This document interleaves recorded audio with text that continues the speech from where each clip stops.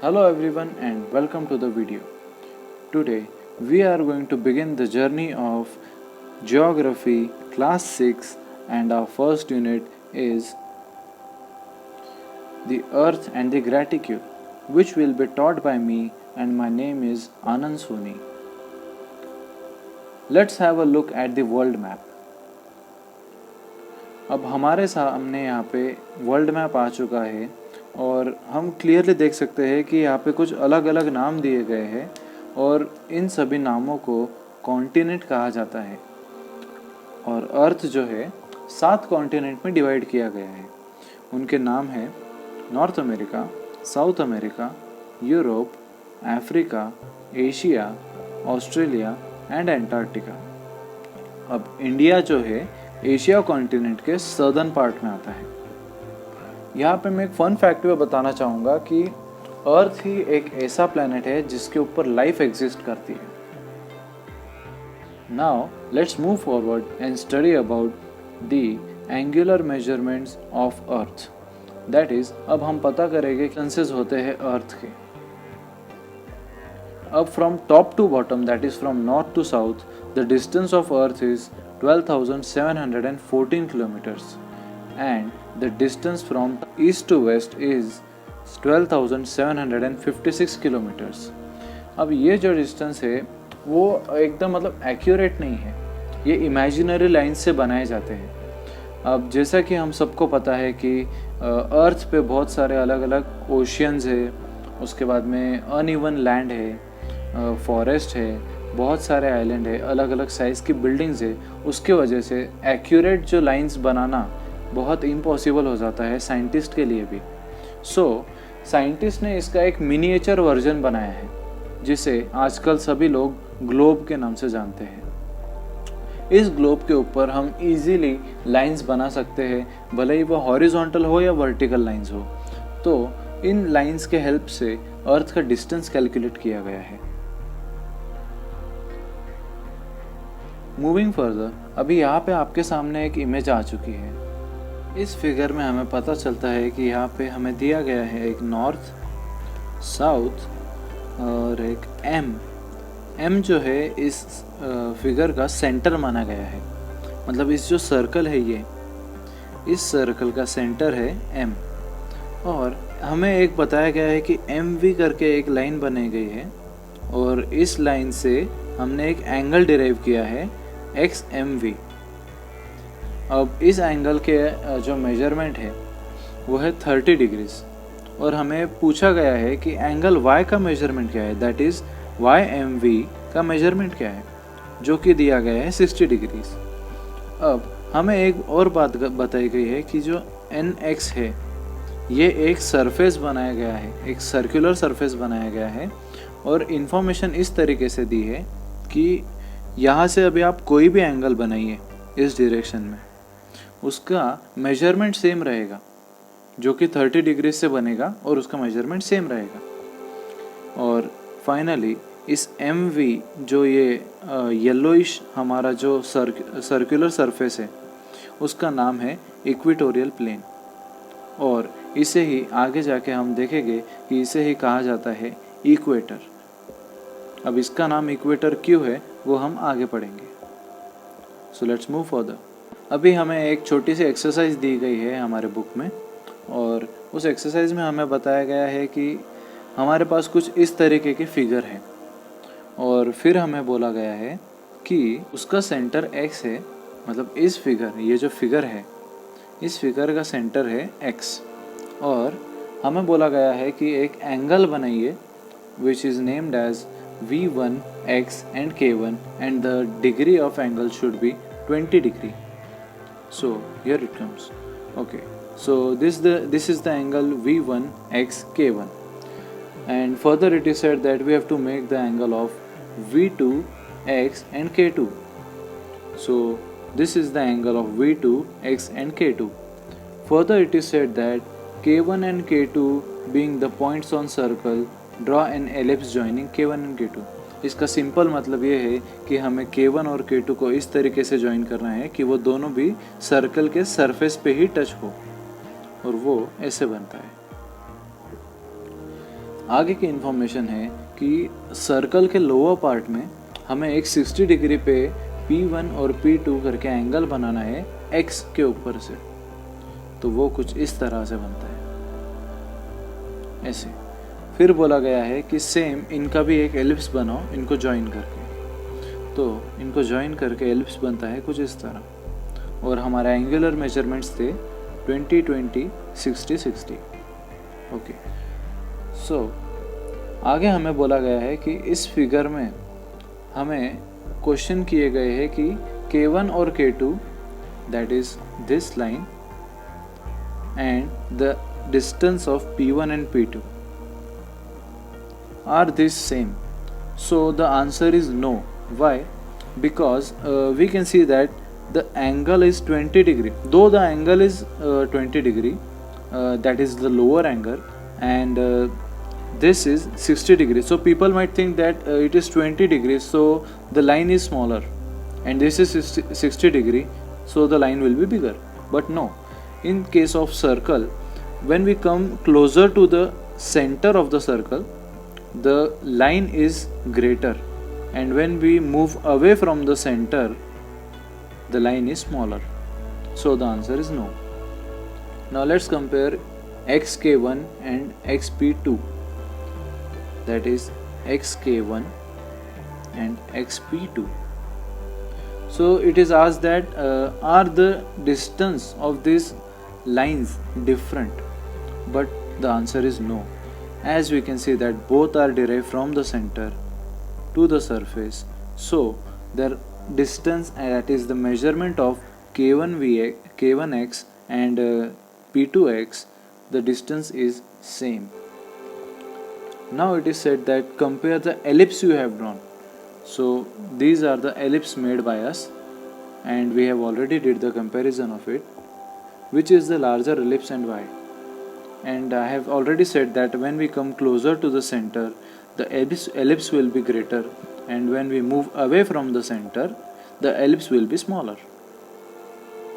So let's move further. अब हमारे सामने एक इमेज आ चुकी है, और इस इमेज में बताया गया है कि जो स्लीपिंग लाइंस और we can say the horizontal lines are called as the latitude, and the vertical lines और the standing lines are called as the longitude of the earth. इसे शुरू करने से पहले मैं आपको एक बताना चाहता हूँ कि इस इमेज में हमने जो ये प्लेन्स एलिप्स देखे थे, इस फिगर में तो वो बिल्कुल ही स्ट्रेट है, बट एक्चुअली अर्थ के ऊपर लाइंस जो रहती है वो सर्कुलर लाइंस रहती है कुछ इस तरह से। ये वाली लाइन के जैसे सभी अदर सर्कुलर लाइंस होती है, ना कि ऐसी straight lines. Okay, now let's begin with latitude.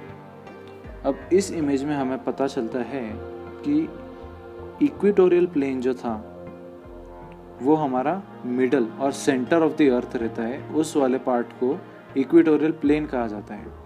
ये अर्थ का सेंटर है, और ये जो प्लेन है इसे कहा जाता है इक्वेटोरियल प्लेन। ओके, और अब ये जो लाइन देख रहे हैं हम, ये वाला जो एलिप्स है, इस एलिप्स को कहा जाता है इक्वेटर। अब इस इक्वेटर की जो खासियत है कि ये हमारे अर्थ को दो इक्वल पार्ट में डिवाइड करता है, that is the northern part called as northern hemisphere and the southern part called as the southern hemisphere. Equator जो है अर्थ को दो इक्वल पार्ट्स में डिवाइड करता है, और हम इसे मेजर कर सकते हैं। That is from here we can see that this is 0 degree, then moving upwards it goes to 10 degrees, then to 20 degrees, then to 30 degrees, 40, 50, 60, 70, 80 and 90। ऐसे करके हमारे जो अर्थ का डिस्टेंस जो हम रहता है वो डिग्रीज में कन्वर्ट करते हैं, और उसे कैलकुलेट करने में थोड़ा आसानी होता है। Now we can see that the lines here are parallel to each other, मतलब ये कहीं पे भी एक दूसरे को ज्वाइन नहीं करती है, ये पैरेलल है। इनका डिस्टेंस जो है वो सेम है, एक दूसरे के बीच में जो डिस्टेंस है वो सेम है, इसीलिए इन्हें कहा जाता है पैरेलल्स ऑफ लैटिट्यूड्स। इनका नाम है पैरेलल्स ऑफ लैटिट्यूड। और इक्वेटर जो है कभी भी 0 डिग्री फॉर्म करता है और इसे सबसे बड़ा पैरेलल कहा जाता है, क्योंकि मैंने जैसे कि आपको पहले बताया था कि सेंटर वाला जो लाइन होता है वो सबसे बड़ा होता है। And as we move upwards और as we move downwards from the centre of the circle और the centre of earth, we can see that the lines keep on growing smaller. See, यहाँ पे जो है वो वाला सर्कल सबसे छोटा है। और जैसे ही हम इक्वेटर के पास में आते हैं तो ये वाला एरिया जो है वो सबसे बड़ा होता है। और when we compare south circles same as north circles, यहाँ के सर्कल्स भी छोटे होते हैं when compare to the equator. यहाँ पे मैं आपके साथ में 2 फैक्ट शेयर करना चाहूँगा। फर्स्ट वन इज़ कि पूरे अर्थ के ऊपर जब हम ग्लोब के ऊपर लाइंस बनाते हैं पैरेलल्स ऑफ लैटिट्यूड, तो there are 181 parallels which can be drawn on the earth when we are having the gap of 1 degree between those.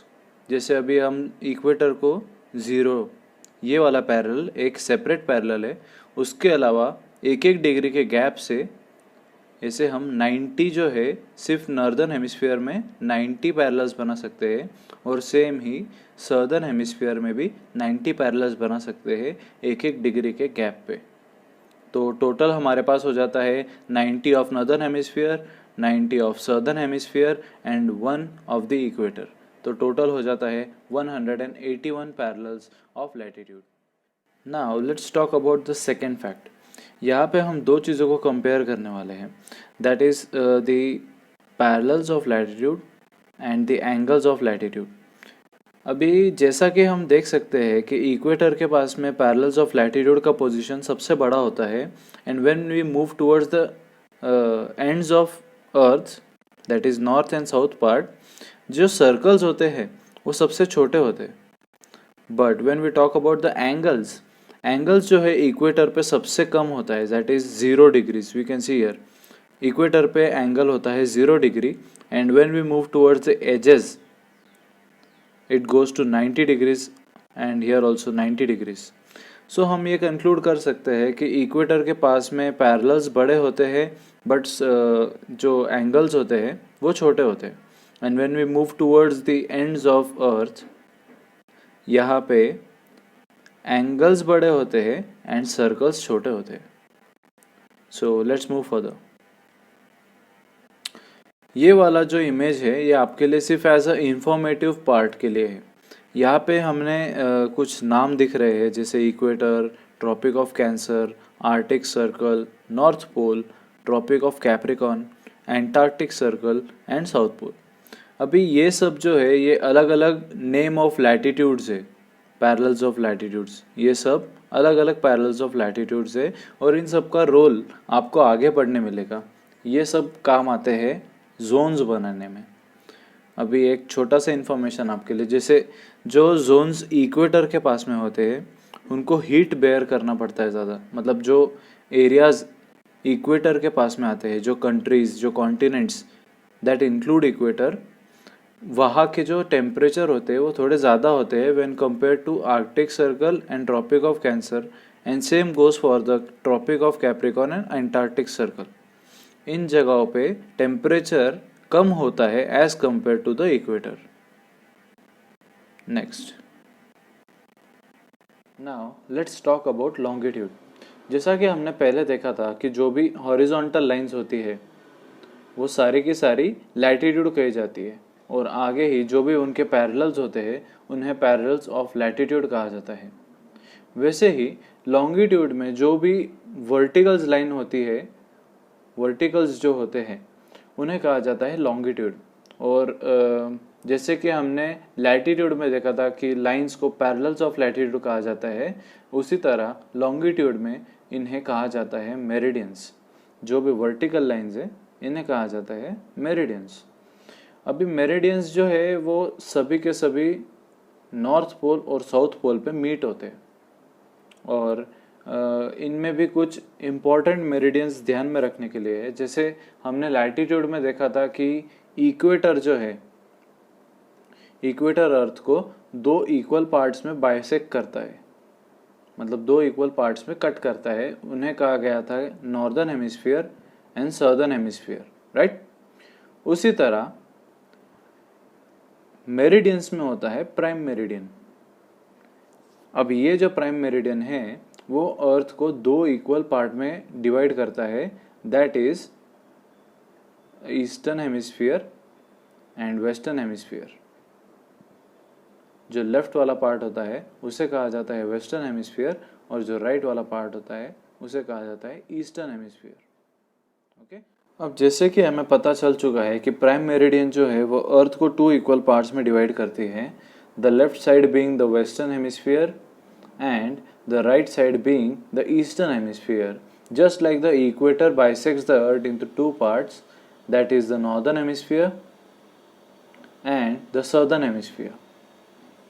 उसी तरह जैसे इक्वेटर का जो सेंटर था यहाँ पे 0 डिग्री फॉर्म करता है equator is the 0 degree parallel, and जैसे कि वो हॉरिजॉन्टल लाइन था इसलिए उसका 0 डिग्री इस साइड पे बनता था मिडल ऑफ द अर्थ में। बट जैसे कि हमें पता है कि prime meridian is a vertical line, right, so उसका 0 डिग्री बनता है नॉर्थ पोल पे।